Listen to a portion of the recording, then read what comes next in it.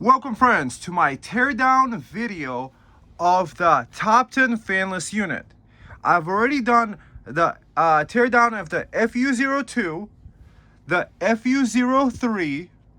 So the FU02 has the 7750U Ryzen processor, 8-core 16 thread, and this one is 8845HS processor, 8-core 16 thread. And this guy over here is the Intel 1365U. So I'm doing a before and after, so to see if we can have a lower temperature after changing around the pad to the PTM7950. The PTM7950 is a thermal pad solution that doesn't dry out and has heat conductivity that increases over time. I will show you in a second what it looks like. So right now we're getting 132 on the top, about, let's say 134. That looks like a hot spot right there in the middle. And that's about 56 Celsius. It's kind of cool. It's a March day, so it's not very hot in the room. Compare it to the 8845HS. That's kind of not that hot on the bottom. Okay, I do have the window, the fan above me that's circulating air. So we have, this guy is at 114 Fahrenheit. So this guy is probably the hottest right now. And so what we're doing is in the before test to see if this temperature goes down or if it stays the same after replacing the pad. And what we're trying to look at is we're doing the same test conditions. So I'm running XMRig, which is a Monero miner. Why I chose Monero miner is that it has the random X algorithm. So it's a CPU miner, so it sends random different commands to the CPU in order to mine it. So at 86% load, we're having 1.99 gigahertz and 2130 hashes. And the CPU package, we're looking at 74, 70, 74, and 75. And over here, let's look at this guy. Is this a hard drive? CTX 2005. Oh, this is an SSD. This is a SATA SSD. That's a 2 terabyte SATA SSD. This looks like an SSD for an NVMe SSD. So that's not that hot at all. Iris Xe graphics, GPU. So we're not really seeing that much. And now let's look at the power load. So this guy, power goes to the meter. It's using 33 watts to produce 2100 hashes. And meanwhile, the Ryzen, this guy over here, is producing, this guy is the lowest one. It's using 26 watts to produce about 4000 hashes, double the hashes. And this guy is producing about the same amount of hashes, 4000. So what I found out is that this processor over here, the 7730U, is a cooler running processor in the first place. It's a 15 watt. And this guy, I think, is a 45 to 54 TDP. So it's a hungrier processor, it just takes more energy. And this guy, I think when you have a U processor, the 1365U, you might have a lower rate. So this guy, let's just double check this energy. So we're talking about 33 watts usage, and test conditions all being the same. 34 watts, 85% load, temperature 75 on the Intel 1365U. Perhaps maybe we could also undervolt it, however that's probably irrelevant. Max peak power, so that's not even really peaking. I also noticed on the AMD versions, they have the temperature limit set to 85. So I think Topton is doing a good job of setting the temperature Celsiuses to be not too high in these, especially fanless. And the fan one, they didn't let it hit the 100 Celsius mark that laptop processors, on laptops, you know, you hear the fan ramp up to a crazy amount. That's when it's hitting probably 90, 95 Celsius. So this guy is not letting it hit more than 75. Or perhaps maybe that's the fan that's above me that's circulating the air. Maybe that's why it is. So I'll leave the fan on as it is so that we could test apples against apples and oranges versus oranges with the same cooling potential in the same spot with the PTM7950. And I guess you guys are excited to for me to tear down the PC, see what is on the inside, and I will see you in the next part. And meanwhile, just thumb up and subscribe. So.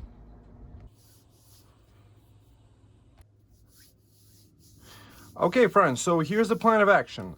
This is the PTM7950 pad that I was talking about. The benefit of this, Linus Tech Tips did a video about this, and so did computer repair technician. He recommended this.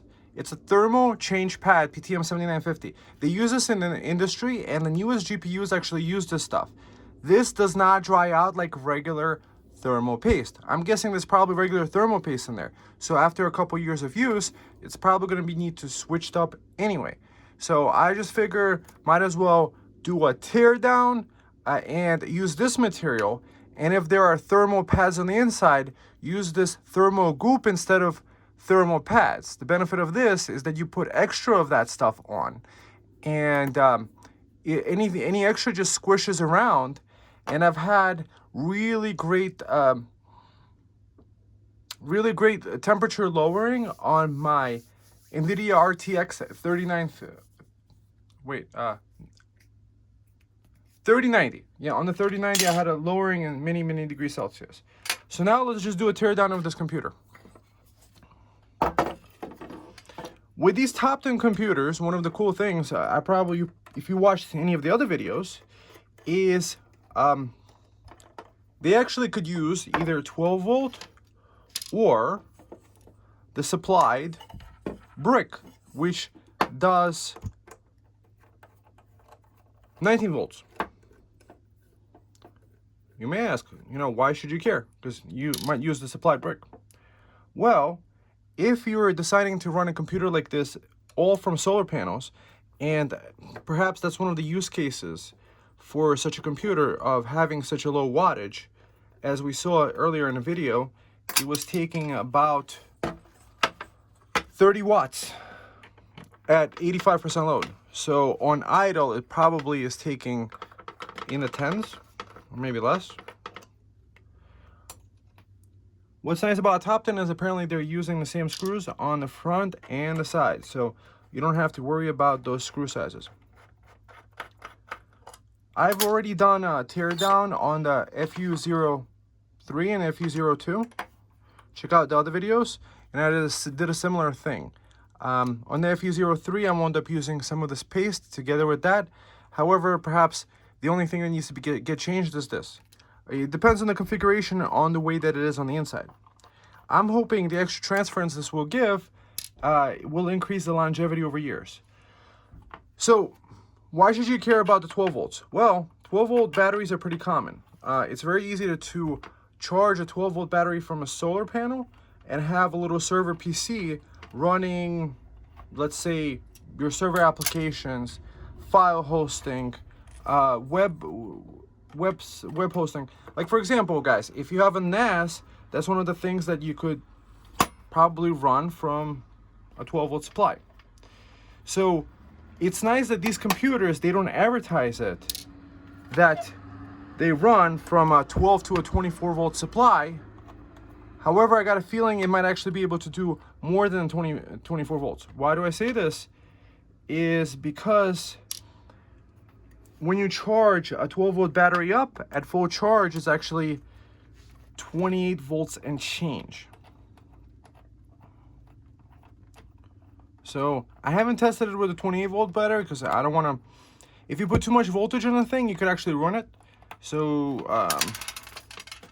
if you guys do the test below with your 24 volt battery, that would be kind of cool. If you could connect this directly to a 24 volt. The benefit to a 24 volt battery is that there's less amps, and You could use smaller wires and stuff like that. I just find it easier for myself to use 12-volt batteries everywhere because they're universal, and I use Anderson connectors everywhere. Check out the video below. So this is the way that it looks like on the inside. This is the 2 terabyte drive that I have in here, a SATA drive. That's what's nice about this computer, is that it has a place to put an extra SATA drive. This is what I wish the FU02 or FU03 would have. FU02 does have that, but it has only one SSD slot and one SSD NVMe slot. What did I do over here? Well, I tried to install a 5 gigabit connection card, but it seems like it's either overheating or I'm supposed to disable power saving on it. If you guys know, comment down below, like how do you like get the, I had a 10 gigabit card in here, was testing it out. This is a 5 gigabit card. So how do you make this not shut off? I think I have an option to do that. So I've just been using the 2.5 gigabits on it. So it looks like this motherboard is being held down by these 6 screws over here. It is very intuitive and simple design. That's what I like about it. Comment below what you guys like about it or what you don't like about it. Let's see if this screw is a little bit different. Yes, this is a smaller screw over here. Boom, boom, boom. Okay.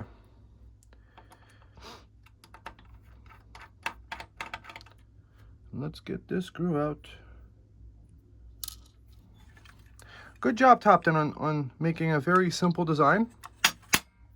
So future generation models, Topton, let's do maybe 5 gigabits or 10 gigabit. I mean, if you would have made 10 gigabit on this, whew, instead of 2.5 gigabit ports, give me 1 5 gigabit.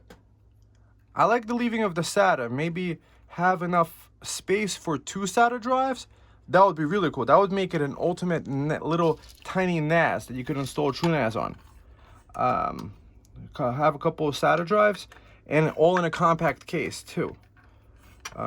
Because I think that this is one of the reasons is that it's fanless, so you wouldn't hear it, and a low power processor, so you wouldn't have all that extra processor overhead as regular PCs. A desktop PC probably could be 70, 80, 100 watts at idle. That has a GPU, like an NVIDIA RTX or something like that. So it looks like I took out all the things. And let's see, let's take off this plate. This is me. I used a whole bunch of, I didn't like the light that it was making, so I covered it with a whole bunch of electrical stuff, which was not really that necessary. So pulling off this guy. And I covered up also these lights, because these blinky lights, when you're sleeping, you don't want to see them. At least I don't want to see them. Comment down below if you like seeing blinky lights everywhere. Let's see, is this guy pulling off? Oh, it might be below this RAM sticks. So 3200 megahertz RAM. So this is a DDR4 system. And it looks like there's 2 more screws holding it down over here.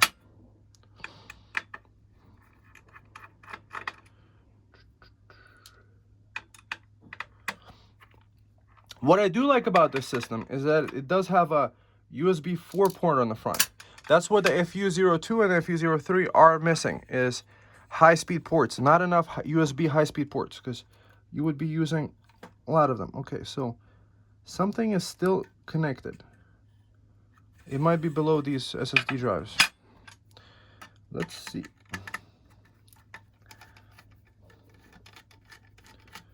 Boom, boom, boom, boom, boom, boom, boom, boom, boom. Excuse me for hitting the camera. Okay. So no screws there. There's another screw. Okay. These little tiny screws. Put this guy back so I don't lose it. One of the things that sometimes when you buy a motherboard for a desktop PC is that they don't put the screw in on the NVMe terminal. They put it in a little baggie and then you end up losing the baggie, so you have to buy a whole set of screws on Amazon. you guys had that experience, comment down below, you know? That's kind of funny. Okay, so it looks like this is the last one, you know? And hopefully it's the same size screws. It looks like it's all same size screws. Oh, no, this guy is slightly different screw. This guy is a slightly different screw. Oh, wait. This is just for this drive. This screw is not supposed to affect anything. No, this screw isn't even holding it down. This is to hold the Wi-Fi card down. Oh, I missed the screw under the sticker. Yeah, don't miss this screw, because it's deceptively hiding underneath the sticker. No wonder. Okay, we didn't have to take the NVMe drives off, but since this is a teardown, you guys might be interested in what your future PC is. Okay, so that's the Intel PC, and that's the block. Where can we actually improve on the thermal design? Well, you see over here, these, I think these are MOSFETs, or I think that's what they're called. I think I could put the K5 Pro stuff, thermal pad stuff on this stuff and on this stuff, because see that thinness between the board and that design, its design? I think we could do slight heat transference maybe from these guys to these guys. The capacitors, I think, do get hot. Hopefully I don't ruin it, but probably not. Okay, so let me get this cleaned up and let me show off that beautiful processor to you. This is a nice thick boy case. Let's see the thickness of this aluminum. I don't have the string with me, so we're gonna have to measure that in a second. So let me get that cleaned up and I'll get right back. So that's the beautiful Intel chip up close. And over here, this guy got cleaned up. So this design, it looks like it's made in the machine. On the other ones, the FU02, FU03, this was actually screwed on and not part of the aluminum housing. It was actually a copper heatsink. Probably better transferability. So now what I'm gonna do is I'm gonna cut this guy out to size and fit even above this metal rim. Other people don't do it on the metal rim, but I think I could get better heating design. Because think about it, it probably does heat transfer. It probably does great heat transference. So, yeah, to get this on here, and then I'm just gonna attach it back on and put the K5 paste on here. So, yeah. So in this part, this part has plastic on both sides of this sheet. So you have to remove the plastic from one end, and then it sticks right on. You got to make sure then afterwards to remove the other side, like see like that, with a blade. And now it attaches like a sticker on top of the CPU like that.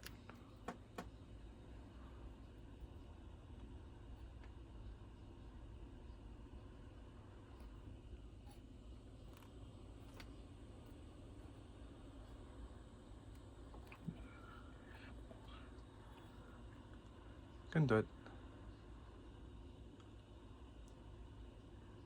So that's the application of the PTM7950. You gotta make sure to remove the plastic. Also, I have the stuff linked to Amazon. Doesn't cost you anything extra, but it's an affiliate code. So if you buy it anyway, might as well support the channel. Appreciate that, and let's get to the next part where I put the scoop on this guy. So next order of business, we're gonna put the K5 Pro. These are resistors over here. These guys get hot, especially the 1 ohm resistors. Apparently these guys can have up to 100 watts, and the capacitors also. So I'm gonna put it on here, I'm gonna put it on here, and put it on here. And I decided to save this. So this plastic I haven't removed from here yet, so if I'm putting white stuff on it, I don't wanna get some of that K5 Pro on there. So this is a thermal pad replacement. What I think is cool about this guy is that unlike regular thermal pads, this doesn't lose its ability to transfer heat. A lot of times people with computers, they would see like this kind of thermal pad. But the problem with that one is that how do you pick the right thickness for it to reach, for example, here, we have a couple millimeters between here and here. So it's probably 3, 4, 5 millimeters there. So this guy, you could just put a mound on it, And yeah, let's get a little bit closer up close and personal with this. I figured since you guys are watching this channel anyway, you might be interested in tinkering around with your computers. So trying to add some pleasurable viewing to stuff that I enjoy doing too. So if you haven't thumbed up yet, please do. Always happy to see the thumbs up and the positive comments below on what you guys are doing with your stuff. So I'm gonna put it nice and tall. The reason behind this is these guys get hot, and I figure if I could transfer some of the heat from these resistors and capacitors to the casing, it could benefit from it. As I told you with my GPU repasting, oh, it never has run as cool. Even brand new, it was much louder than it is now. So my 3090 GPU has gotten a new lease on life doing a repaste. And I just figured might as well do it with all the PCs. And for me, it's kind of fun taking this stuff apart and doing this stuff too. So, by the way, just like you guys, you know, I paid for my own computer here. This is my own computer. When you're doing it at home, please be careful. You don't want to, like, wear gloves. Don't electrocute the stuff. I'm not really as worried about the electrocution stuff, electrocuting the components. I think Linus Tech Tips did a whole video where he kept electrocuting a motherboard and it still kept working fine. I think the motherboards, they have some sort of electrocution static discharge stuff protections built in. Like, for example, I have this PC over here to the right of me. I'm constantly, you know, wearing whatever fabrics, winter time especially. The electrocution, the electricity goes right through, even through the mouse or through the keyboard, and my monitor turns off and turns back on. So I don't know why specifically it does that. The computer doesn't shut down or anything like that. Just the monitor turns off and then turns right back on in like 30 seconds or less. So that's the idea. See this goop on this left corner also.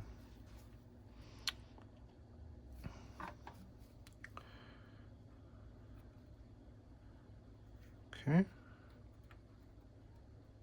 Put the goop on. Get your goop on. What do you guys think about this K5 Pro paste? I mean, I'm really excited about it. Might as well use it. So this whole thing, I think this is 80 by 80 millimeters. Link down below. And this works for a lot of things. I wound up doing 2 mini PCs with AMD processors and a GPU on just one of these. And the mini PCs, the other ones, they had a copper brick instead of this being inbuilt into the casing, like on this one. So what am I hoping to achieve with this? Perhaps maybe better thermals. Also, what I'm hoping to achieve is better longevity. Because this is one of those things. If I don't do this now, maybe years down the line, like let's say this computer is running and doing the hashing and stuff like that, that the thermal paste dries out and it has really bad transferability, and maybe 10-20% of the hash rate goes away. I don't know. Like, could that happen? What do you guys think? So let's get this stuff. Any extra paste kind of like would get squeezed out around it. So maybe too much, maybe too little. I just figure if it can't harm it, if it's not electrolytic and it can't do a short, then really no harm in putting it as much of the stuff as you want.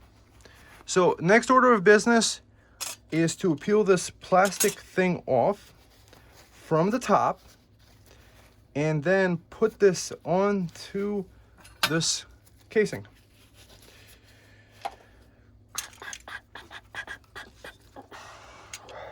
Okay. So I do it with a blade because this is a little bit tough to catch with a fingernail, especially if you're wearing gloves. Guys, if you're working like with batteries and other like electrical sensitive, where there's like there could be a discharge of electricity, make sure to wear like eye protection, because those sparks could be like arcing and it could be very harmful. I'm just letting you know in case you wind up getting to my battery reviews, and you're gonna be like wiring stuff up, because this gets really fun tinkering very quickly. So, quick last view. So it looks like there's a CPU fan header here. Guys, can you tell me what these ports are for the CPU fan? Is that a JST port? What kind of port is that?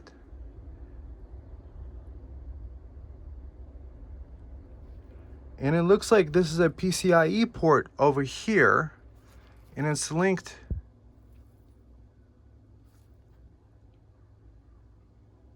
Wait a second. Is that an extra PCIe port? So it looks like a PCIe by 1 port. Huh.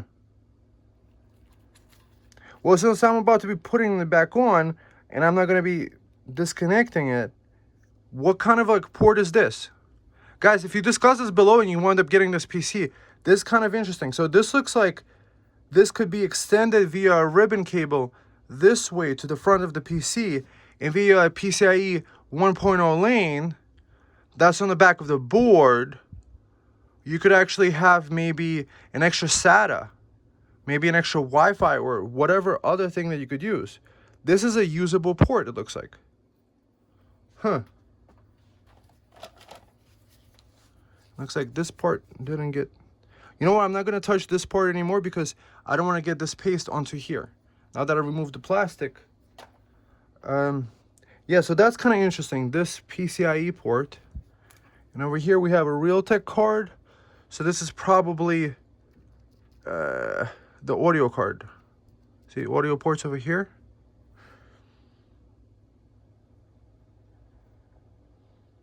Really interesting checking this out. This is kind of cool. This might be a hidden feature that you could probably connect something else. It's a shame they put it on the back of the thing where nobody would even know to look for this, unless you decided to do it. So that's what's the powerful features about this board, is the 3 display ports, and it has the Intel CPU in there. So with the Intel CPU, the quick sync might be better for MB. And of course, the USB 4 port on the front over here. That's kind of cool.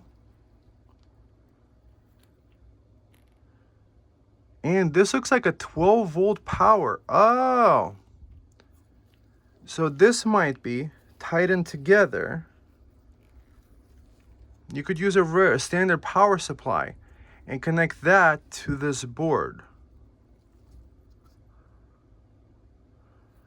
Okay. What else is this? That looks like another fan header. No, it says SPK1. And what is this here? Mic 2. That looks like an extra microphone jack. Huh. I wish there would be more.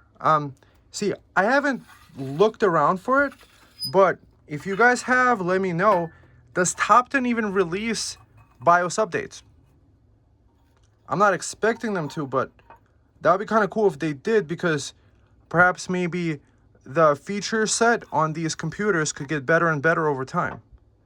So I'm putting it on this, putting it down, getting it lined up with the screw holes, squeezing it down, lining up these screws. Okay. And it looks like we use these littler screws for over here. So let's get those down first.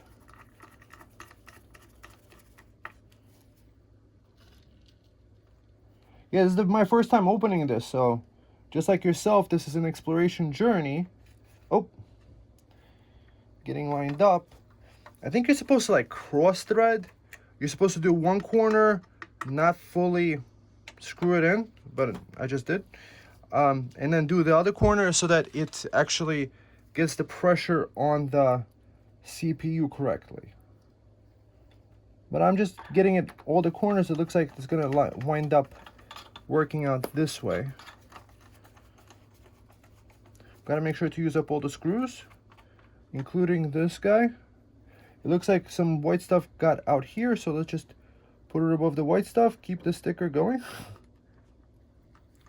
So that's the beautiful thing about the setup that we're doing right now is I'm never going to need to open this up again. I mean, I technically didn't have to open it up anyway. However, I'm just thinking of doing preemptive maintenance on the thing rather than coming back years later saying, oh, this PC gets too hot. Like, I'm just wondering, can the performance of this PC improve somehow? Could the CPU speed go from 1.6 gigahertz to 2.6 gigahertz or 2.0? Could that happen? Could the better heat transferability work to an advantage? Could the capacitors being covered in the K5 Pro improve thermal transference? I don't know. So I'm probably not going to put this guy back in right now. This is a 5 gigabit card. Probably not necessary to do that, but I will put this guy back in. So NVMe/SATA. So this guy might be, so this is probably the faster port. I don't remember testing out whether these are both Gen 4. I just know that this is a Gen 4 drive. So, oh, this is the 5 gigabit card. Now you know my MAC address. Don't touch my Mac, bro. Don't Mac me. Okay, close this guy up.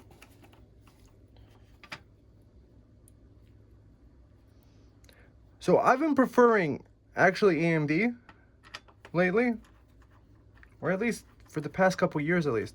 The Ryzen processors I just think are just so much more efficient and they just run cooler. So you don't have to have as crazy cooling performance. And I think they're more efficient. So it looks like we got almost all the screws in there. Are we missing a screw? We might be missing a screw. Because it looks like there's supposed to be a screw here, but I didn't put one in there. Did I put an extra screw somewhere where it doesn't belong? It looks like over here the screw doesn't do anything. So let's just take the screw from here and put it here.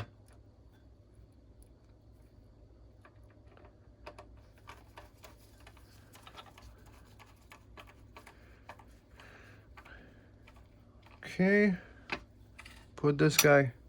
I'm gonna probably leave this in the video. I was gonna just turn off the video camera right now, but if you're watching this much anyway, perhaps maybe you care about that kind of thing. One of the things I could probably add over here is a thermal pad on the RAM.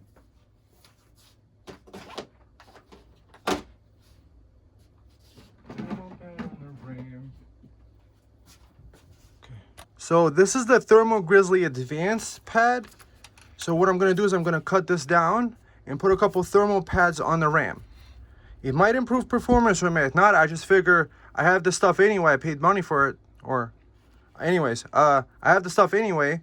Might as well get some pads on. So that's what I'm going to do is put some thermal pads on these guys.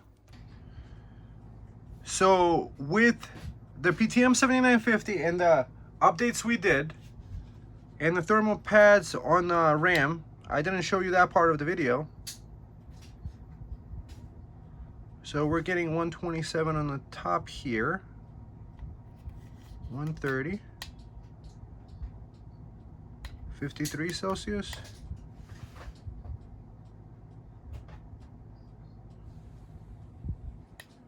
Okay, so about 130, and over here it looks like we do have an increase. We have, instead of I think 1.7, running at 1.98 gigahertz. And the hash rate I think increased by almost 10%. 2149, 2150 about. I think it was getting about 1900 or 2000 before. We're gonna check later. I'm gonna put these stats side by side. So default system strength package. So I think this was hitting 74, 75. Now it's hitting 72, 73. Without changing around the fan that's spinning on top of my head, that is probably cooling it down a little bit. When I have to see these peak clocks, the peak cores, how fast they're running. So I think this is an increase here. And temperatures here. Okay. 21. And the load, we're staying at 85%. I think it was actually lower percentage load before. And so it's staying probably better. And how much power is it using? It's using 32 watts, as opposed to these other guys using about 22 to 25 watts for doing a similar thing. With the newest generation being here, however, I find that when you let it heat soak for a little bit, oh, it's not even running. That's why it's doing the idle. Okay, I have to plug in the cable here. This guy is hot. It is running, I guess. So, oh, it's supposed to be running. I'm not even feeling any heat from here. I'm gonna have to check on this guy. Anyways, let's see them side by side for the conclusions. All right, friends, so this is what we've all been waiting for, is the before and after. It kind of speaks for itself.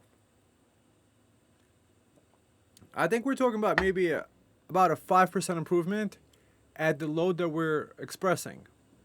So clipping from the video from in the beginning, it looks like the highest it reached was 132, and now we're looking like on top of the case it reached highest 129. The test scenario was about the same. This one was at least half an hour, 45 minutes to an hour, and this guy was at least half an hour, 45 minutes to an hour.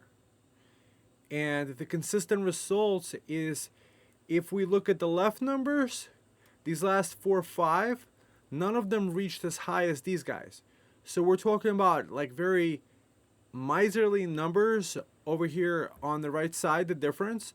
But then if you look at the max, it kept maxing out at 2333 hashes. And over here, it seems to be maxing out like 200 hashes more. So almost 200. So probably a 5 to 7% improvement. And then when we look at this, the before and after temperatures of the CPU, it looks like it did go down a degree. Practically, it's statistically, so over here you see 76 max, 70 over here on the left side, and this guy seems to have reached only 64. So the VR dropped by 6 Celsius. That's a pretty big drop, I think. The P-cores max, it looks like we got one degree drop there, and the efficiency cores got 2 degree drop. The wattage seems to have stayed the same. So overall, I would call it a success. Well, we were successful in replacing the thermal solution, and we were successful to get a slight improvement based on the test conditions, comparing apples to apples. What could be done further? Perhaps maybe if I could go into the BIOS and change around somehow to undervolt it a little bit, maybe. However, I'm probably just going to leave it the way it is. Just think about it like this. This computer is designed to be like running for 24/7, perhaps maybe running Monero network hashing. I'm just picking this because I saw some videos and you could set it up yourself. Comment down below if you want to learn about how to mine Monero. I mean, I watched some YouTube videos. We can watch them together, and I just combined a few concepts. So you could do it in Windows. I mean, you could use Linux if you want. However, if you install Windows 10 Pro, you could access it remotely on your network from other Windows 10 Pro PCs. So you don't have to be at the PC to check up on it.